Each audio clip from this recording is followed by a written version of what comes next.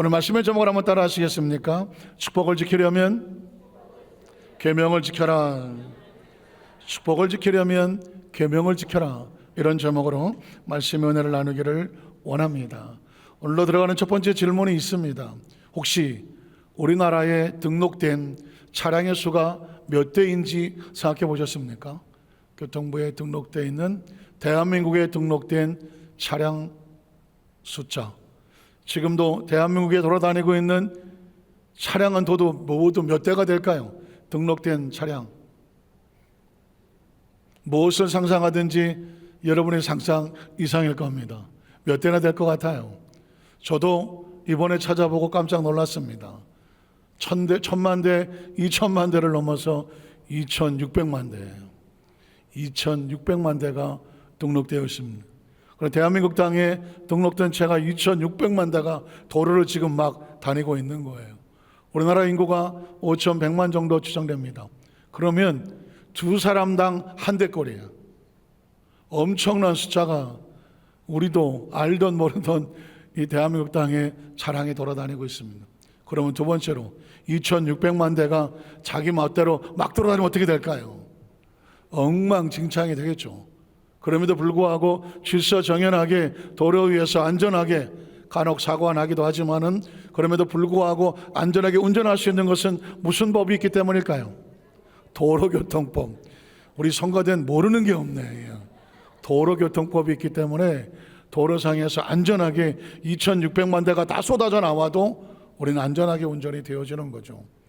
그러면 두 번째 질문이죠. 우리나라 인구가 5100만이나 된다고 하는데 5100만이 그냥 각자 하고 싶은 대로 막 살면 어떻게 될까요? 글자 그대로 개판이 되겠죠. 난리가 날 겁니다. 그럼에도 불구하고 정말 세계 최강의 수준을 가지고 정말 대한민국 어디 가더라도 인정을 받는 질서정연한 아주 그런 수준 있는 국민으로 살고 있는 이유가 뭘까요? 우리나라에 무슨 법이 있을까요? 헌법이 있고 국법이 있죠. 우리는 헌법을 존중하고 국법을 지키려고 애를 쓰기 때문에 5100만이 살아도 질서정연하게 살아가는 것이죠. 똑같은 이치가 있습니다. 크리스찬이 이 땅에 살면서 하나님과의 관계 속에서 아름답게 사고나지 않고 살아가려면 무슨 법을 지켜야 될까요? 그 법을 계명이라고 말하는 것입니다. 한번 따라하세요. 계명, 계명, 계명. 때로 율법이라고도 말하고 규례라고 말하지만 어떤 거든지 하나님의 말씀, 하나님의 법은 계명으로 나오고 있습니다. 계명은 딴 게 아니에요.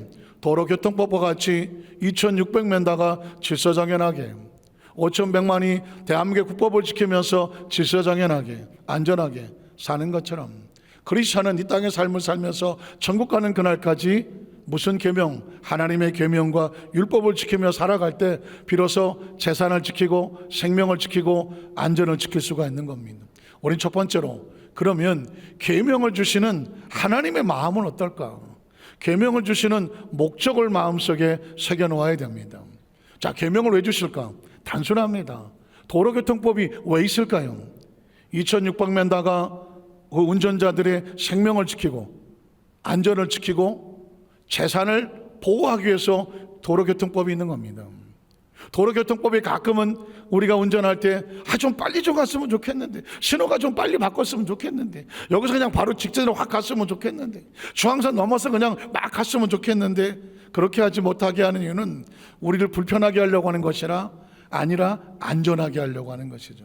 마찬가지입니다. 계명은 우리를 불편하려고 하는 게 아닙니다. 하나님이 우리를 얼마나 소중히 여기는지 네 생명을 지켜라, 네 안전을 지켜라, 네 재물을 재산을 지키고 너희 자녀와 자손들을 지켜라. 그 지키는 법으로 계명을 우리에게 주신 것입니다. 에덴의 계명을 한번 찾아보겠습니다. 창세기 장 15절 17절에 보면 하나님께서 그 에덴 동산에서 이렇게 하셨습니다. 그 사람을 이끌어 에덴 동산에 두어 그것을 경작하며 지키게 하시고 야훼 하나님이 그 사람에게 명하여 이르시되 동산 각종 나무 열매는 내가 자유로 임의로 먹을 수 있다고 말했습니다. 자, 그런데 그 다음 절에 보면 선악을 알게 한 나무 열매는 먹지 말라고 말했습니다. 사실은 도로교통법은 둘 중에 하나입니다. 갈 때 가고 가지 말 때 가지 말라고. 소위 말하는 고할 때 그것도 하셔, 고할 때 고하고 스톱할 때 스톱하라는 거잖아요. 운전은 단순합니다. 나라의 국법도 마찬가지죠. 하라는 것은 하면 되고 하지 말라는 것은 안 하면 되는 거예요. 하나님 말씀도 어렵지 않아요. 하나님께서 허락하신 것은 할 수 있는 것이고 하지 말라는 것은 안 하면 되는 것입니다. 에덴 동산의 법이 어렵던가요? 마음껏 나무 열매를 마음껏 먹어라. 그러나 선악을 알게 한 나무 열매는 먹지 말라. 이유가 뭐예요? 먹는 날에는, 말씀을 어기는 날에는, 계명을 어긴 날에는 반드시 뭐하리라? 죽으리라고. 도로교통법은 사고 나라고 있는 법이 아니죠. 사고를 방지하려고 있는 것입니다. 에덴의 하나님의 계명은 먹고 죽으라고 하는 것이 아닙니다. 먹지 말고 안 먹어서 살라고 하는 것이죠. 이해가 되십니까? 우리가 이걸 어떻게 받아들이냐에 따라서 계명이 우리에게 얼마나 소중하냐, 아니면 우리 방해물이냐를 깨닫게 되는 거죠.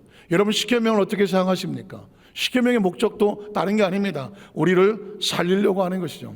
출애굽기 20장 6절을 보겠습니다. 자, 나를 사랑하고 내 계명을 지키는 자는 어느 때까지? 1000대까지 은혜를 베풀려고 하는 것입니다.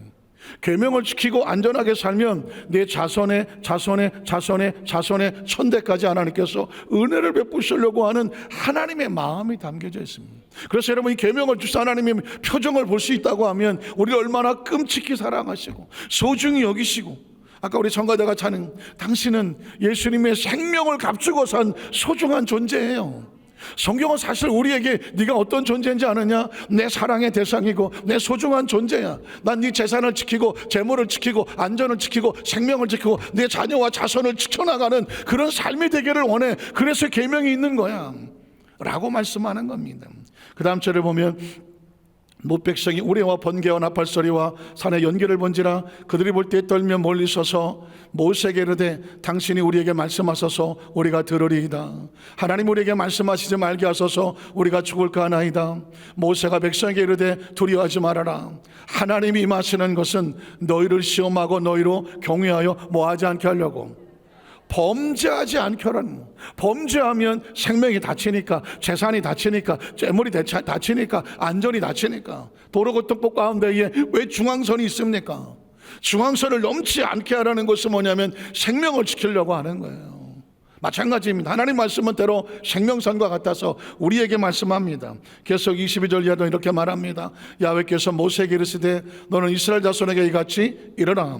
내가 하늘로부터 너희에게 말하는 것을 너희가 스스로 보았으니 너희는 나를 비교서 은으로나 금으로나 너희를 위해서 신상을 만들지 말고 내게 토단을 쌓고 그 위에 내 양과 소로 내 번제와 허목제를 드려라. 이유는 딴 게 아닙니다. 왜 예배하게 합니까? 우리가 왜 제단을 쌓게 합니까? 왜 예물을 드리게 합니까? 헌신하고 봉사합니까? 이유는 딴 게 아니에요. 내가 내 이름을 기념하는 것에 내가 모든 것에 내게 임하여 무엇을 주리라? 복을 주시려고 하는 거예요. 하나님 안에서 하나님은 우리에게 복을 주시려고 하는 겁니다. 예배는 하나님의 축복의 통로입니다. 찬양도 축복의 통로이고요, 기도도 축복의 통로예요. 헌신과 봉사도 축복의 통로예요. 제가 어렸을 때 신앙생활하다가 눈치챘어요. 뭐라도 하자. 한번 따라하세요. 뭐라도 하자. 하나님 앞에서 할 수 있으면 뭐라도 하세요. 헌신을 하든지 전도를 하든지 찬양을 하든지 예배를 하든지 하나님 앞에서 여러분의 마음을 뭐라도 표현을 하세요.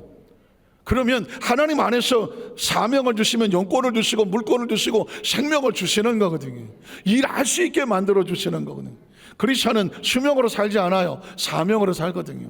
사명을 받으면 감당할 영권, 물권, 생명은 하나님이 부어주시는 것이죠. 내 이름을 기념하는 것에 하나님이 강림하여서 복을 주시겠다고 말씀한 거죠.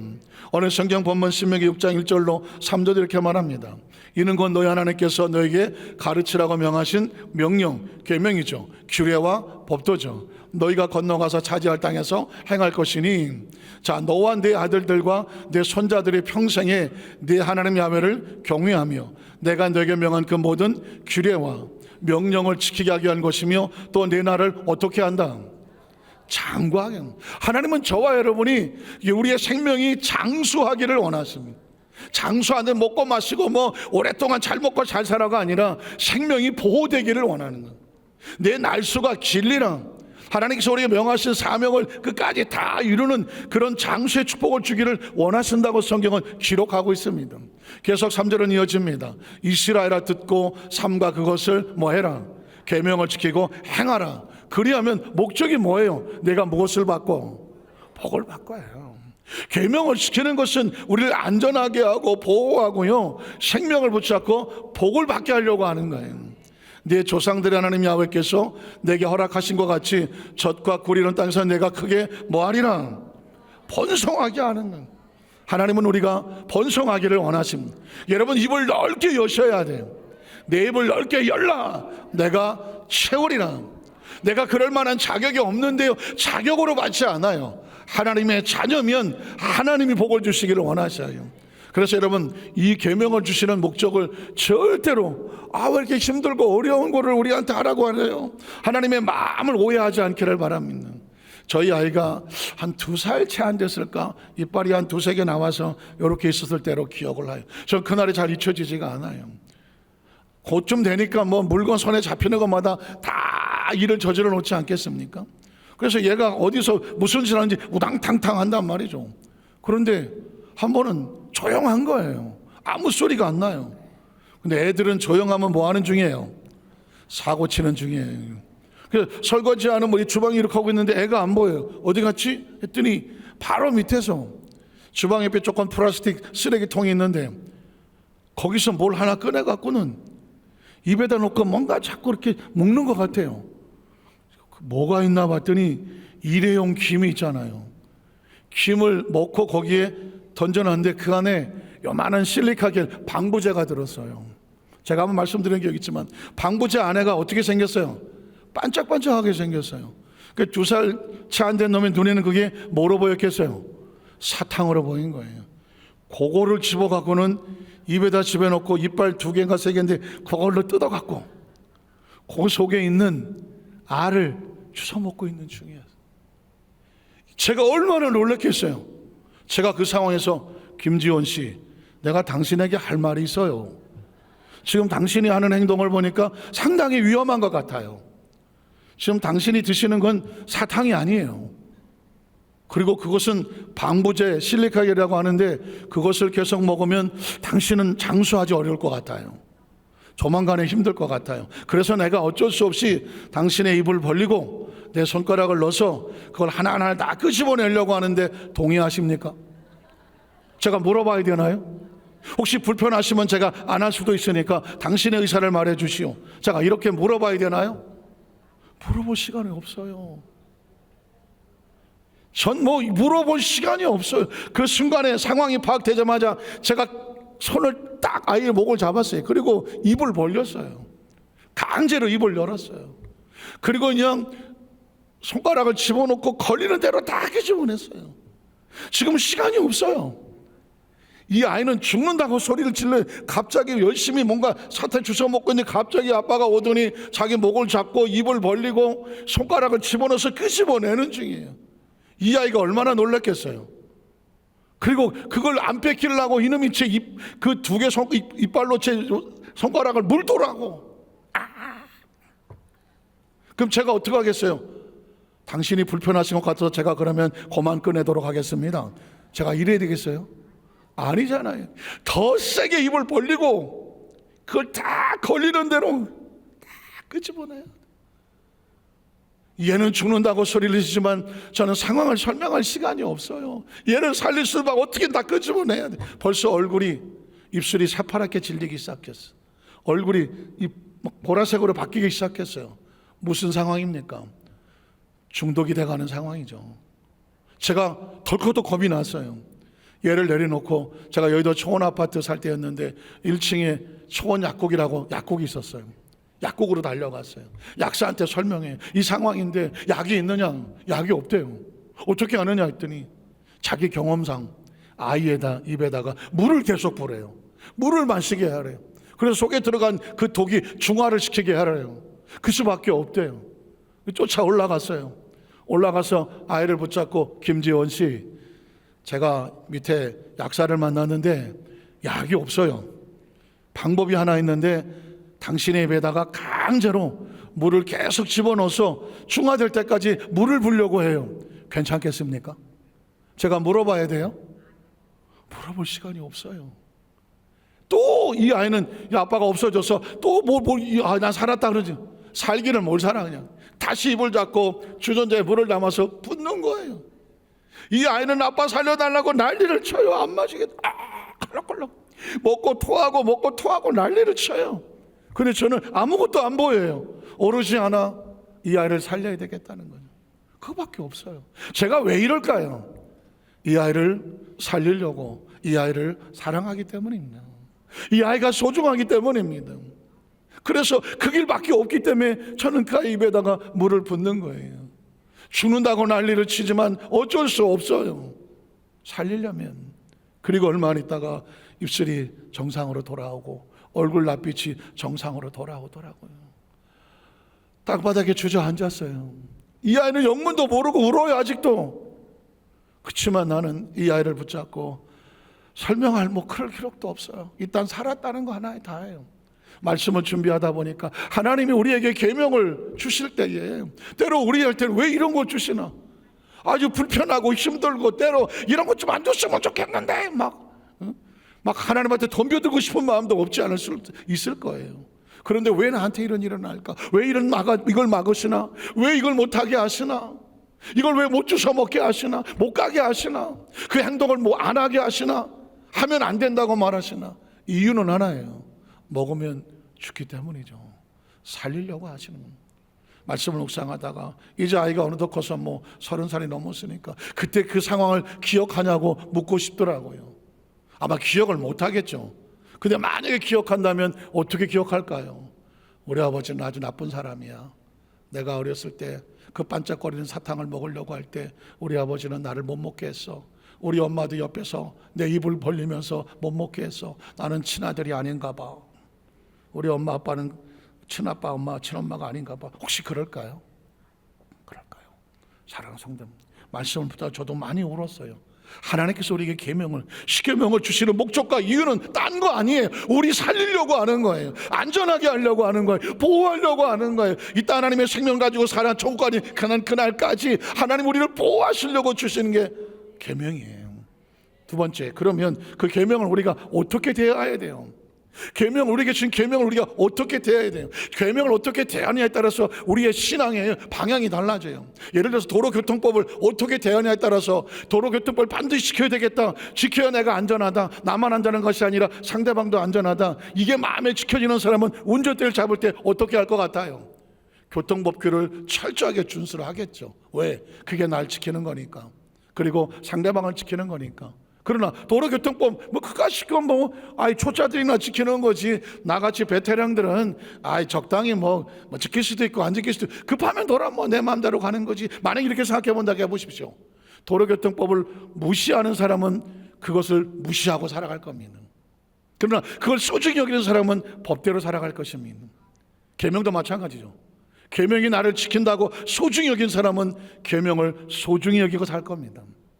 그러나 그 계명은 불편하고 힘들고 그건 지킬 수도 있고 힘들면 안 하는 거지 라고 무시하는 사람은 계명을 무시하고 살 겁니다. 때문에 성경은 하나님께서 우리에게 계명은 이렇게 대하라 라고 말씀했습니다. 계명은 듣고 사랑하라고 말했습니다. 자, 신명기 6장 4절로 5절을 보면 이렇게 말합니다. 이스라엘아 들어라. 또 듣고 또 듣고 들어라. 우리 하나님 야훼는 오직 유일한 야훼시다. 너는 마음을 다하고 뜻을 다하고 힘을 다하고 네 하나님 야훼를 사랑하는, 계명을 주시는 하나님이 나를 얼마나 소중히 여기는지 그 사랑을 알게 되면 내가 그 계명을 어떻게 대하게 돼요? 마음을 다하고 뜻을 다하고 힘을 다하여 계명을 지키게 되는 거예요. 하나님을 사랑한다는 얘기는요, 계명을 사랑한다는 얘기예요. 하나님이 사랑이 안 되면 계명도 안 지켜요. 그런데 하나님이 소중하면 그가 말씀하신 계명이 소중해서 소중하게 지켜지게 되는 거예요. 성경은 계속 이어집니다. 자, 그 다음 절에 보면 마음에 새기고 가르치라고 말했습니다. 넘어갈까요? 오늘 내가 내게 명하는 이 말씀 계명이죠. 너는 마음에 새기라고 그래요. 그러니까 이 계명이 내 머릿속에 있으면 계명대로 행해요. 계명을 무시하면 자동차를 타고 내 마음대로 가는 거고요. 계명이 아주 소중하면 계명을 지키려고 안전 운행을 하는 거예요.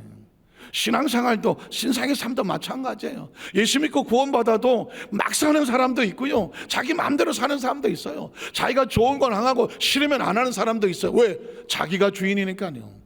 그러나 정말 하나님을 사랑하고 계명이 소중하고 자기 인생이 소중한 사람은요, 계명 붙잡고 계명대로 살아요. 왜 그럴까요? 마음에 계명이 있기 때문이죠.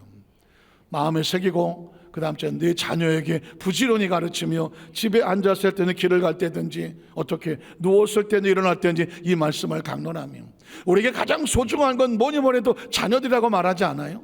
자녀에게 가장 소중한 걸 뭘 주고 싶어요? 집을 줄 건가요?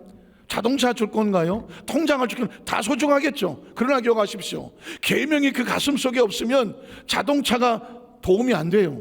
아파트가 도움이 안 돼요. 자본 통장이 도움이 안 돼요. 계명이 그 가슴에 없으면 그걸 가지고 무슨 짓을 할지 아무도 몰라요. 그에게 축복이 아니라 저주가 될지 아무도 몰라요. 자녀를 사랑한다면 자녀의 가슴 속에 하나님의 계명을 새겨 놓으라는 것입니다.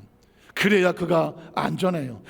자녀에게 자동차를 사주면서 최고급 자동차 사줬다고 해요. 근데 그의 머릿속에 도로교통법이 없어요.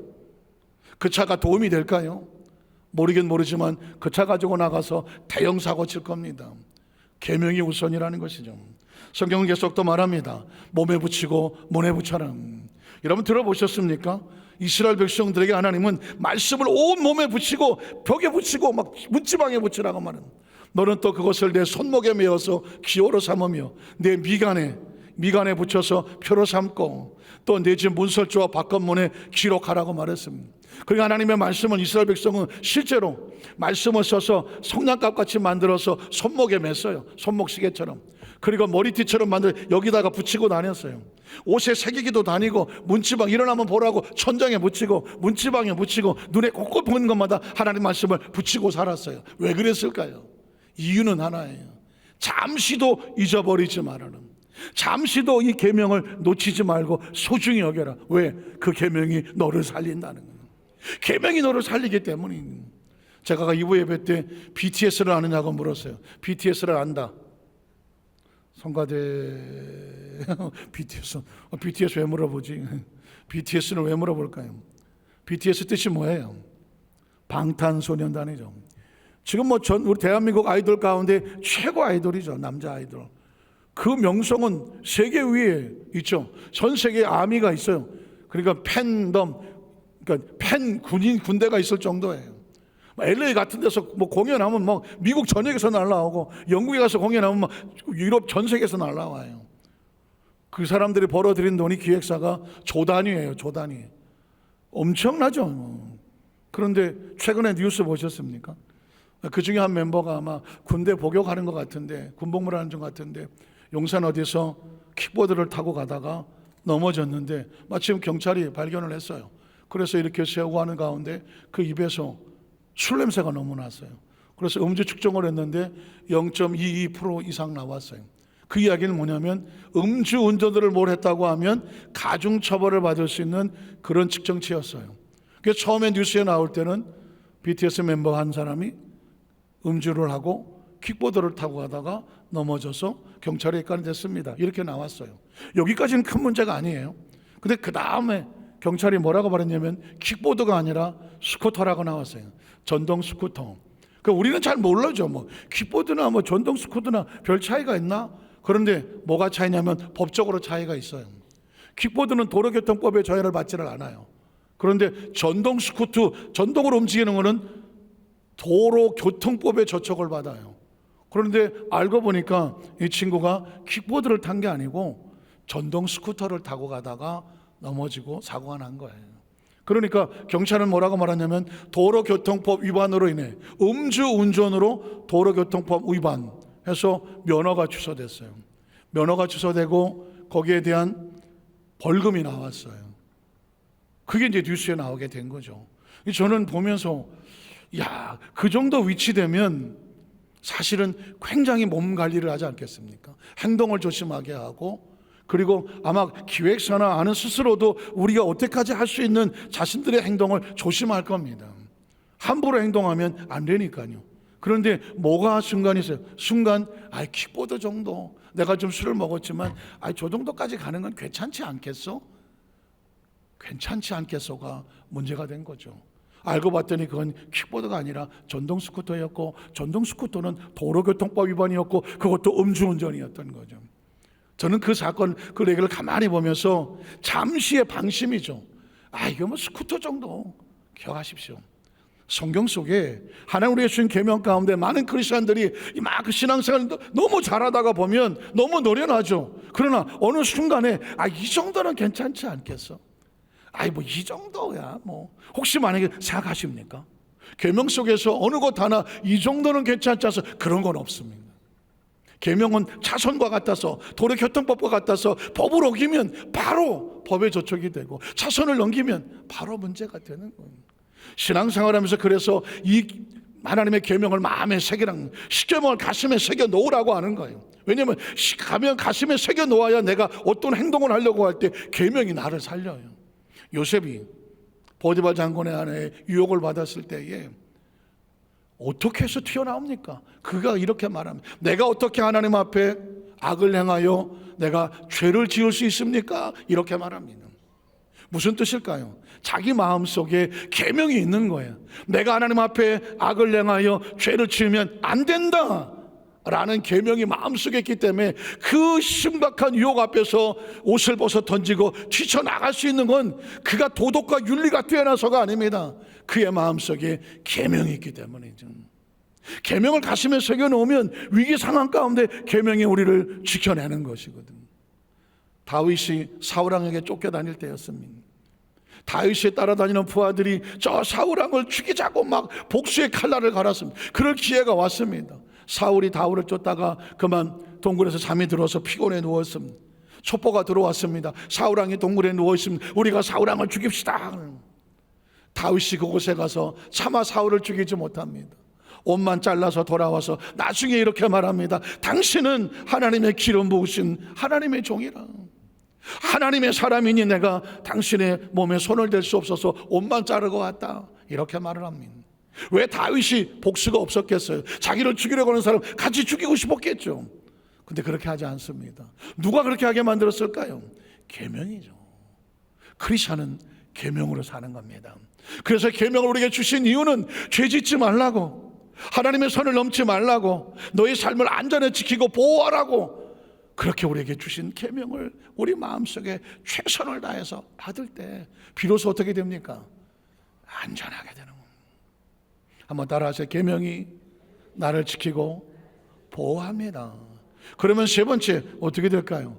계명을 지켜낸 자가 받는 축복이 있음을 기억하셔야 돼요. 사실은 이 축복을 받으려고 계명을 지키는 건 아니에요. 계명을 지키다가 보니까 축복이 우리 삶 속에 다가오는 거예요. 제가 지난주 금요 차례 때부터 주일 또 지난주 금요 차례에도 춘향 얘기를 자꾸 해요. 아이고 목사님이 춘향에 꽂혔나? 나 춘향이 어떻게 생겼는지 잘 몰라요. 옛날에 봤던 영화도 가물가물해요. 그건 사실은 춘향 얘기를 하는 게 아니거든요. 마태복음 25장에 지혜롭고 슬기로운 처녀 이야기를 하는 거거든요.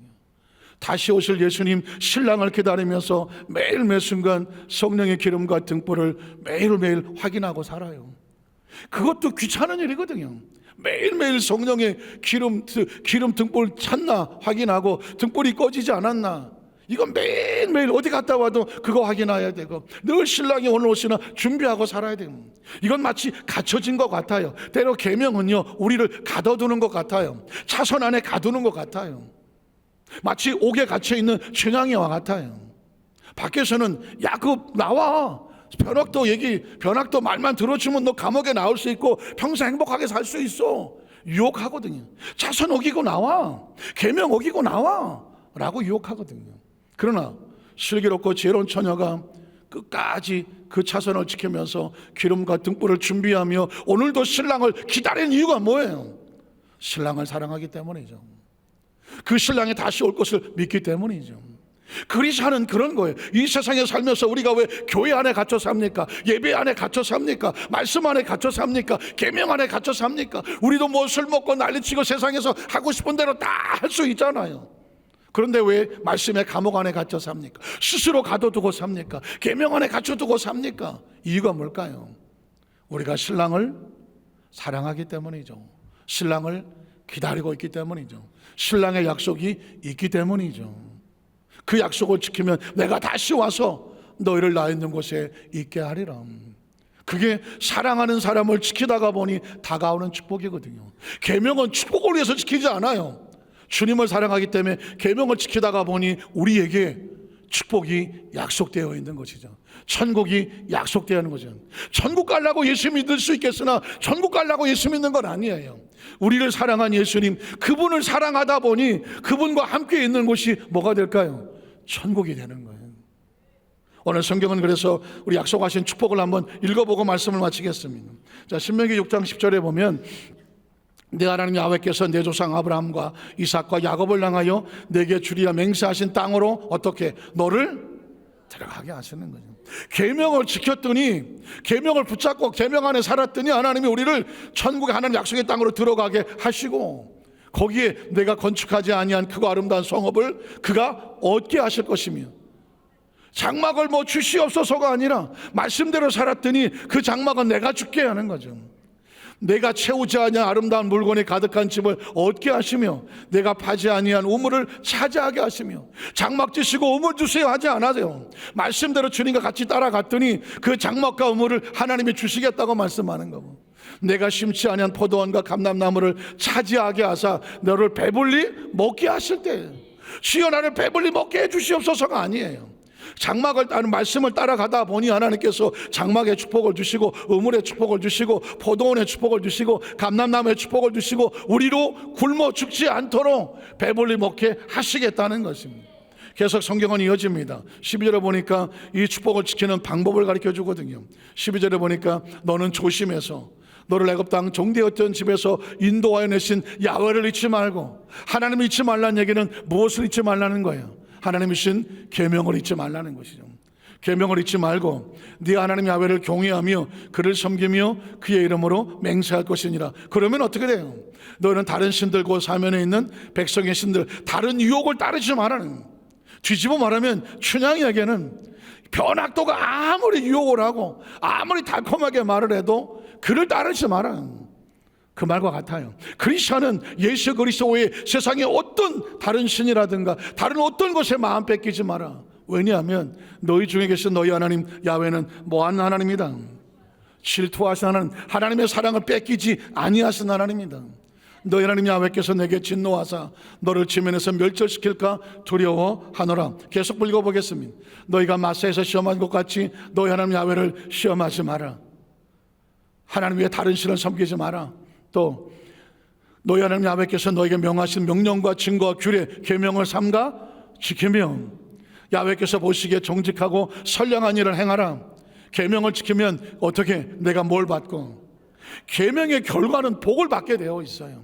복을 받으려고 계명을 지키지는 않아요. 그러나 계명을 지키다가 보면 복이 따라 오는 거예요. 그 땅에 들어가서 야훼께서 모든 대적을 내 앞에서 쫓아내시겠다고 내 조상들의 맹세하신 아름다운 땅을 차지하게 돼. 계명을 따라갔더니 가나안 땅에 들어가게 되는 거예요. 약속의 땅에 들어가는 거예요. 야의 말씀과 같으니라.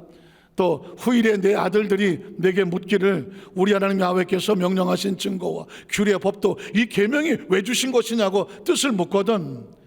너는 내 아들들에게 이르기를 우리가 옛적에 애굽에서 바로의 종이 되었더니 야훼께서 권능의 손으로 우리를 애굽에서 인도하여 내셨나니 곧 야훼께서 우리의 목전에서 크고 두려운 이적과 기사를 애굽과 바로와 그의 온 집에 베푸시고 우리 조상들의 맹세하신 땅을 우리에게 주어 들어가게 하시려고 우리를 거기서 인도하여 내시고 야훼께서 우리에게 모든 규례를 지키라고 명령하셨으니 이는 우리가 우리 하나님 야훼를 경외하며 항상 복을 누리게 하십니다. 우리의 자식들이 부모에게 물어요. 계명을 왜 지키는 거예요? 그 계명은 우리가 여기까지 오게 하신 축복의 통로고, 계명을 지킴으로 말미암아 너희 부모가 복을 받은 것처럼 너희도 복을 누리게 하려고 주신 거야. 이걸 우리 자녀들에게 가르쳐 줘야 되고, 또 야훼께서 우리를 오늘과 같이 살게 하려 하심이라. 우리가 우리 명령하신 대로 모든 명령을 우리 하나님 앞에서 삼가 지키면 어떻게 될까요? 그것이 곧 우리의 의로움입니다. 계명을 따라 지키고 살아갔더니 하나님께서 우리로 야 네가 의로운 자가 되었구나, 의로움을 지키게 되었다는 것입니다. 여기까지가 구약의 이야기라면 이제 요한복음 1장에 나오는 말씀은 신약의 이야기가 돼요. 자, 우리가 예수를 왜 믿나? 태초에 말씀이 계셨다. 말씀은 계명이 있었습니다. 이 말씀이 하나님과 함께 계셨으니 이 말씀은 곧 하나님이시더라. 계명과 말씀이 태초 하나님과 함께 계셨고 또 만물이 말씀으로 말미암아 지은 바 되었으니 지은 것이 하나도 말씀이 없이는 된 것이 없느니라. 그 안에 말씀 안에 계명 안에 생명이 있었으니 이 생명은 사람들의 빛이다. 자, 그가 말씀과 계명이 예수 그리스도거든요. 예수 그리스도가 말씀이 계명이 세상에 계셨으며 세상은 그로 말미암아 지은 바 되었으되 세상이 말씀을 계명을 예수를 알지 못하였고 자기 땅에 말씀이 계명이 예수가 오매 자기 백성 영접하지 아니하였으나 영접하는 자, 말씀을 영접하는 자, 계명을 영접하는 자, 예수를 영접하는 자, 예수 이름을 믿는 자들에게는 무슨 권세? 하나님의 자녀가 되는 권세를 주셨으니 이거는 혈통이나 육적이나 사람의 뜻을 나지 아니하고 오직 어디서부터 난 거예요? 하나님께로부터 난 자들이다. 자, 율법은 계명은 구약시대 모세로 말미암아 주어진 것이지만 은혜와 진리는 누구로 말미암아? 예수 그리스도로 말미암아 온 것이죠. 구약시대는 말씀으로 의로워졌지만 신약시대는 예수를 믿음으로 말미암아 의로워지는 것이고, 그리고 18절에 보면 본래 하나님을 본 사람이 없으되 아버지 품속에 있는 독생하신 하나님이 나타나셨느니라. 예수님을 구주로 믿으시면 아멘 하시기 바랍니다. 예수는 말씀이고 예수는 계명이에요. 예수를 본 사람은 하나님을 본 자라고 말씀했습니다. 말씀을 정리하기를 원합니다. 여러분, 우리에게 예수는 왜 주셨을까요? 하나님의 세상을 이처럼 사랑하셔요. 사랑으로 주신 거예요. 그가 나를 사랑하셔서 예수를 우리에게 주셨어요. 우리가 예수를 믿는 건 뭘까요? 그를 사랑하는 거예요. 계명을 사랑해야 계명을 지키는 것처럼 하나님을 사랑해야 예수가 믿어지고 예수를 사랑해야 이 땅에서 하나님 말씀대로 살아갈 수 있는 거예요. 그를 믿는 자마다 멸망하지 않고 영생을 얻게 하려으나 하나님의 사랑이 느껴지지 않습니까? 전 꿈에도 소원이 여의도 수목안석교회 성도들이 반드시 예수님 안에서 성공적인 삶을 사는 거예요. 복 있는 삶을 사는 거예요. 안전한 삶을 사는 거예요. 생명을 지키는 삶을 사는 거예요. 우리의 자녀들이 천대까지 복을 받는 삶을 살기를 원하는 거예요. 그 말씀의 비결이 계명 안에 있고 예수님 안에 있습니다. 말씀을 가슴에 새기고 붙잡고 매 순간마다 말씀 안에 있어도 말씀 안에 있으므로 계명이 저와 여러분을 살리고 복 있게 하는 축복의 주인공들 되시기를 주님의 이름으로 축원합니다. 기도하겠습니다. 전능하신 하나님 아버지 감사합니다.